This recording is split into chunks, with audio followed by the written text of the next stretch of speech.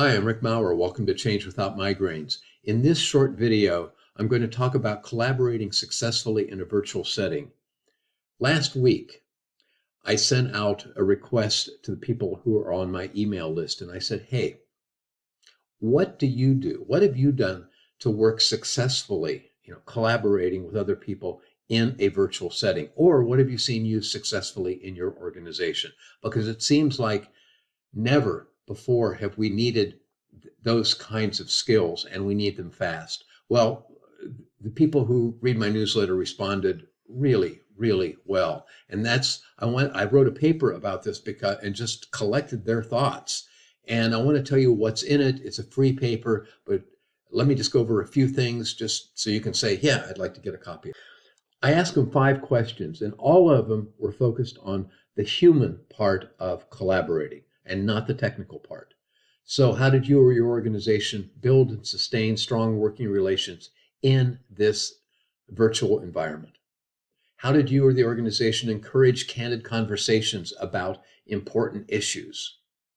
It's hard enough to get people to speak candidly when they're face to face. How did you do it well when we're not even looking at each other, or it's easy to kind of be off screen?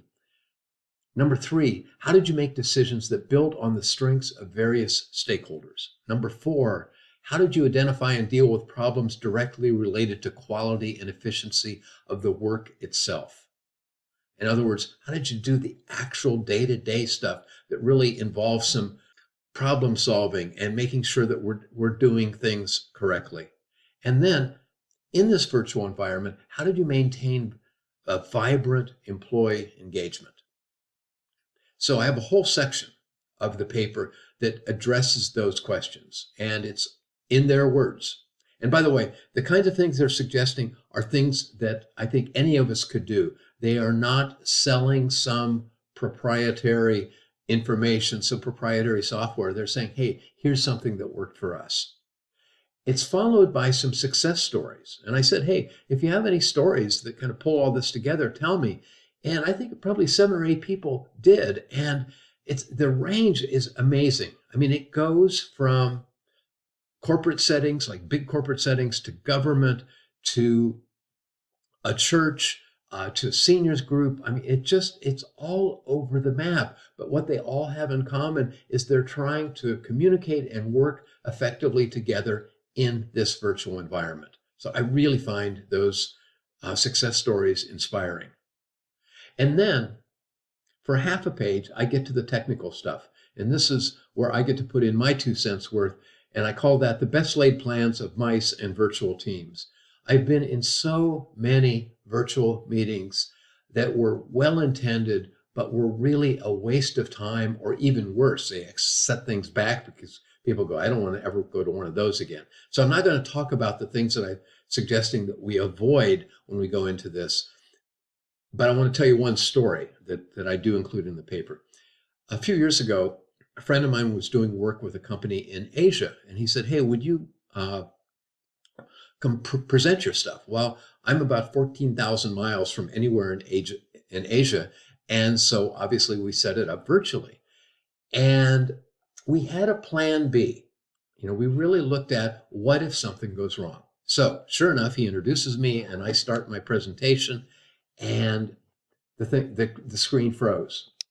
And I had no idea if people could see me, if they could hear me, what. About 10 minutes later, the sound and the picture came back on again, and he said, oh, Rick, I picked up where you left off. Here's where everything faded out. And this is what I've covered since then. Okay, it's over to you. So it was almost seamless. I mean, he's laughing, I'm laughing, the audience is laughing. It really worked well, but it worked well because we thought, what could go wrong and what will we do if it does go wrong? And then I've got some other things that I think are worth avoiding.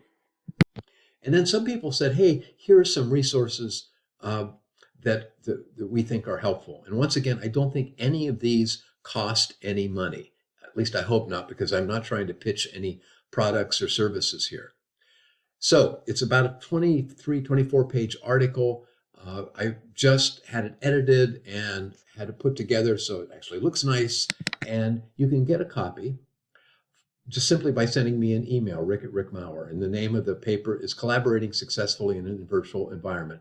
And if you're interested in the other stuff that I do, I've got a lot of resources on my website. So I hope this is helpful. I hope you'll take a look, and I hope all of you stay safe.